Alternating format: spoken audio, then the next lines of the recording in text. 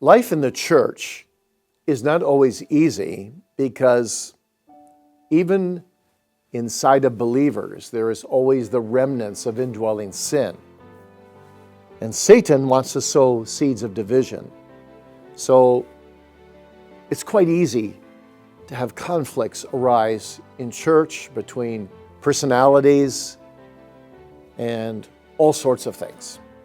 Satan wants to sow seeds of divisions. So how do you handle that? How do you be a real, true peacemaker to the glory of God in the church? Well, number one is you pray. You pray for peace.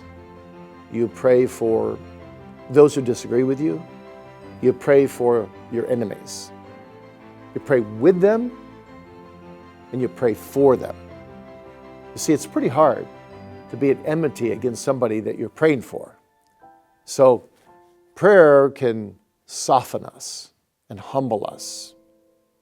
And then you remember that you're called to strive for unity in the bonds of peace, as Paul says in Ephesians 4, with lowliness of mind, esteeming the other higher than yourself.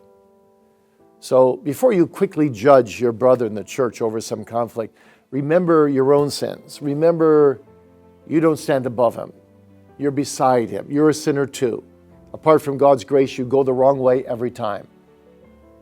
And then you need to remember also that when you work for peace in the midst of strained relationships, be willing to admit your own wrong, even if it is less than the other person's wrong. I have a flesh and blood brother who is a real peacemaker, and he said to me one time, he said, if you're 10% wrong and the other person is 90% wrong, you go to him and you say, I'm so sorry for what I've done wrong. You don't tell him it's only 10%, but you apologize and you ask for forgiveness. And he said, have you ever noticed that when you are the first to apologize, that often the other person's conscience is speaking? And they'll say, yeah, but will you forgive me too? I wasn't altogether right either. And of course, they won't admit they're 90% wrong. So leave the numbers out of it. But reconcile. Always be aiming for reconciliation.